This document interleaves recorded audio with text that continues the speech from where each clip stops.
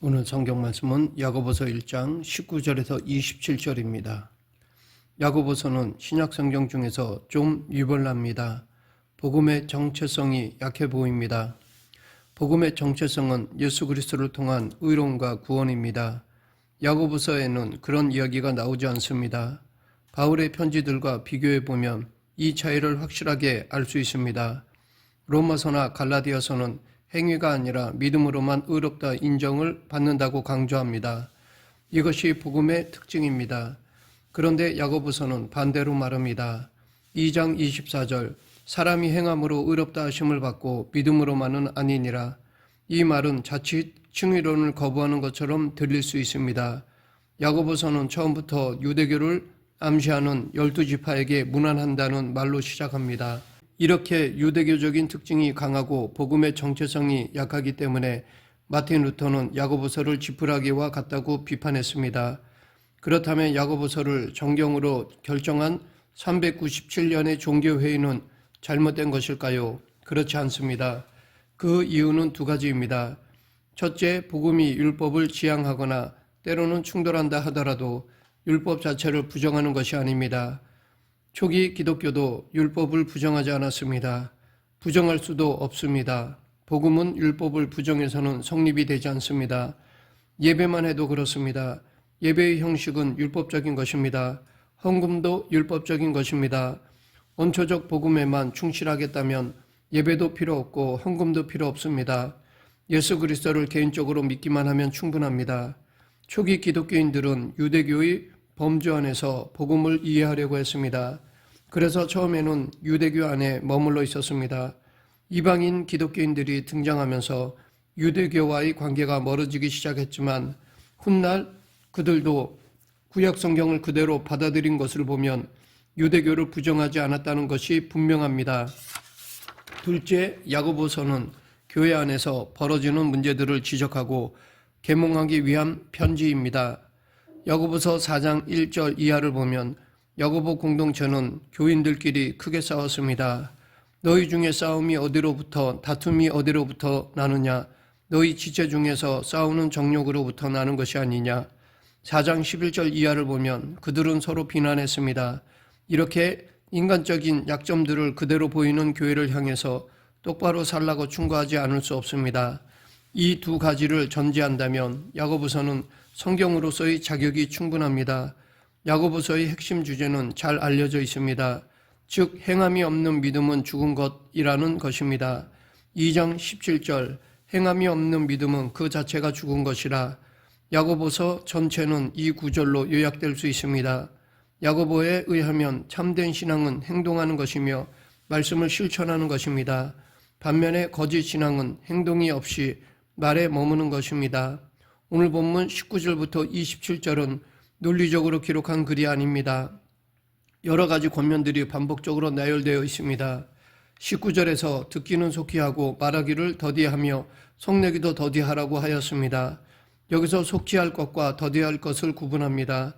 혹자는 남의 말을 들으려 하지 않고 자기 말만 합니다. 혹자는 겉으로 크게 성을 내지 않지만 속으로 욕을 하는데 이것도 성을 내는 것입니다. 이렇게 속으로 성내는 것도 야고보는 20절에서 하나님의 의를 이루지 못한다고 하였습니다. 그러고 보면 성을 내지 않는 문제는 단순히 교양의 차원이 아닙니다. 이것은 더 근본적인 차원과 연결되어 있습니다. 요즘 힐링이나 멘토링이라는 말들이 유행합니다. 그게 마치 시대 정신인 것처럼 널리 회자되고 있습니다.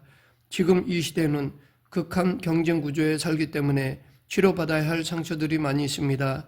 그래서 서로 만나서 가볍게 웃고 즐기다 보면 그리고 살아가는 방법을 처방받다 보면 상처가 치유되고 행복하게 살 수 있다는 주장입니다. 물론 이것들을 하지 않는 것보다는 낫겠지만 힐링 캠프와 멘토링 컨퍼런스를 통해서도 근본 문제가 해결되지 않습니다. 이런 것은 단지 오락을 하면 기분이 좋아지는 것 정도의 도움을 줄 뿐입니다. 야고보 사도도 그 사실을 알고 있었을 것입니다. 그래서 21절에서 너희 영혼을 능히 구원할 바 마음에 심어진 말씀을 온유함으로 받으라 라고 권면하였던 것입니다. 즉 하나님의 말씀에 집중하라는 것입니다. 그리고 22절에서는 말씀을 받기만 하면 곤란하다고 말합니다. 성경을 읽기만 하거나 필사만 하는 것은 아무리 열정적으로 수행된다 하더라도 자신을 속이는 것입니다. 경건의 모양만 있을 뿐이지 경건의 능력은 없다는 뜻입니다. 이것은 정확한 진단입니다. 오늘날 한국 교회의 모습을 보면 종교적인 자세는 세련되지만 삶의 능력은 없습니다. 자주 모이고 기도에 열심이고 해외 선교에 열정적이고 교회당 건축에는 둘째가라면 서러워하지만 세상에 대한 빛과 소금의 사명을 감당하지 못합니다.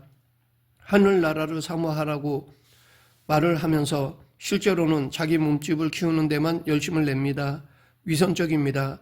이것을 야고보는 자기를 속이는 것이라고 한 것입니다. 이런 속이는 믿음, 헛된 믿음을 야고보는 당시의 속담으로 설명하고 있습니다.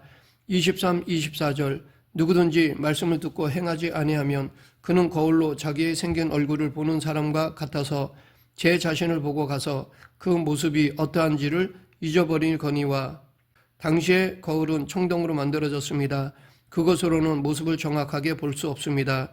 귀족들이 쓰는 거울은 그래도 좀 나았을지 모르지만 일반 사람들이 쓰는 거울은 형체를 겨우 알아볼 정도였습니다. 그래서 당시의 거울로는 자기 얼굴을 봐도 곧 잊어버릴 수밖에 없습니다. 말씀을 듣기만 하고 실천하지 않는 사람은 그와 같다는 것입니다. 말씀과 삶이 완전히 분리된 것입니다. 우리가 실제 삶을 어떻게 사는지 조금만 정직하게 살펴보면 야고보 사도의 말이 틀렸다고 말하지 못할 것입니다. 이런 신앙은 자신을 속이는 것이며 헛된 것이며 죽은 것입니다. 야고보는 본문 26절에서 앞에서 언급한 잘못된 신앙을 보충해 설명합니다. 누구든지 스스로 경건하다 생각하며 자기 혀를 재갈 물리지 아니하고 자기 마음을 속이면 이 사람이 경건은 헛것이라. 경건하다고 생각하는 사람, 즉 믿음이 있다고 생각하는 사람이 혀에 재갈을 물리지 않고 자기 마음을 속이면 그 경건은 헛된 것이라고 하였습니다. 혀의 재갈을 물린다는 것은 말하기를 더디하라는 19절의 말씀을 가리키고 자기 마음을 속인다라는 것은 말씀을 행하지 않고 듣기만 한다는 22절의 말씀을 가리킵니다. 야고보의 이 주장은 과격하게 들리기도 합니다. 즉 당신들 그렇게 믿음 생활하면 다 헛거야 라고 책망하는 것처럼 들립니다. 이런 말을 듣는 청중이나 독자들 중에는 양심이 찔리기도 하고 반발심이 나오기도 했을 것입니다. 그렇다면 야고보가 주장하는 것이 예수 믿으려면 고상한 도덕군자가 되어야 한다라는 말일까요? 야고보 사도는 그런 의미로 이 편지를 쓴 것이 아닙니다. 야고보는 인간이 아무리 노력해도 그것 자체로 의를 이룰 수 없다는 것을 잘 알고 있습니다. 그러하기에 지금 그는 기독교 영성의 중심을 말하는 것입니다. 즉 예수를 믿는다고 큰 소리를 치지만 실제로는 영성이 없는 사람들을 바르게 가르치는 것입니다. 영성이 없는 사람들은 남을 비난하고 자기 성찰은 전혀 없고 말로 허세만 부립니다. 그리고 교회에서 거들먹거립니다.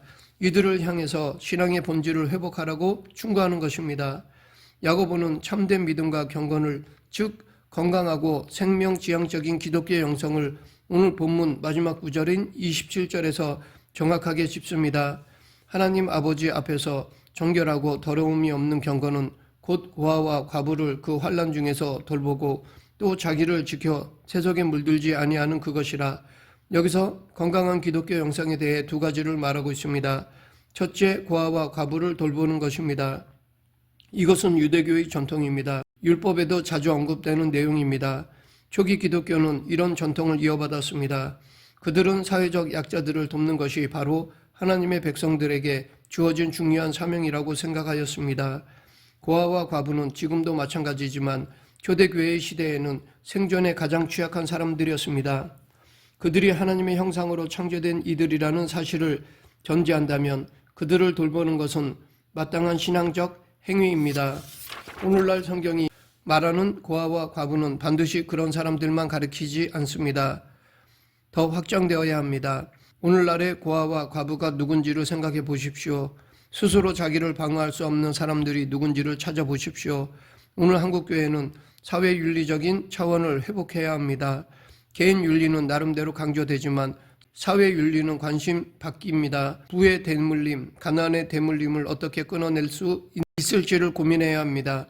그것이 야고보가 말하는 고아와 과부를 돌보는 것입니다. 둘째, 세속에 물들지 않는 것입니다. 세속주의와 싸우는 것입니다. 이것이 오늘 말씀의 핵심입니다. 세속이 무엇일까요? 성도 중에는 저 사람은 세속적이야 하는 말을 합니다. 이기적이거나 천박하다는 뜻으로 그런 말을 합니다. 하지만 세속 또는 세속주의는 그렇게 부정적인 뜻만은 아닙니다. 세속적이라는 말은 종교적이라는 말과 대비됩니다. 세속이라는 말이 없으면 종교라는 말도 없습니다. 세속을 세상이라고 생각해도 괜찮습니다. 세상은 수도원이 아닙니다.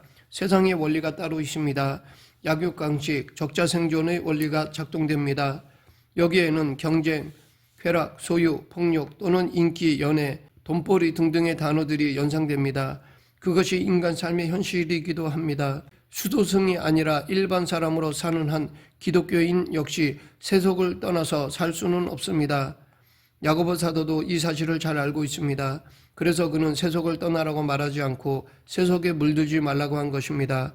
우리가 매일 경험하다시피 이것은 쉽지 않습니다. 세속주의는 강압적입니다. 매력적이기도 합니다. 나름으로 성취감도 줍니다. 우리의 세상은 그런 메커니즘으로 돌아갑니다. 입학시험을 앞둔 학생들이나 취업을 준비하는 청년들도 이런 운명에 처해 있는 것입니다. 기독교인이 그런 세속을 떠날 수는 없지만 물들지는 말아야 합니다. 그러면 이것이 가능할까요? 은혜 한 번 받아서 해결된다면, 성령 충만으로 단번에 해결된다면 좋겠지만 실제로는 전혀 그렇지 않습니다. 한순간이 아니라 평생을 두고 세속주의와 싸워야 합니다. 이런 점에서 기독교인의 삶은 구도적입니다. 투쟁은 곧 구도를 가리킵니다. 그런데 우리의 싸움은 혈과 육이 아닙니다. 교양을 쌓는 방식도 아닙니다. 야고보가 명시적으로는 언급하고 있지는 않지만 이미 전제하고 있는 것이 있습니다. 그것은 예수 그리스도를 통해서 행하신 하나님의 구원 통치에 구도적인 태도로 천착하면서 사는 것입니다. 즉, 늘 기도하며 말씀을 묵상하는 것입니다. 말씀을 맺겠습니다. 우리는 세속주의와 싸워야 합니다. 우리의 무기는 말씀과 기도입니다. 왜냐하면 예수 그리스도를 묵상하는 깊이만큼 우리는 세속주의에 물들지 않기 때문입니다.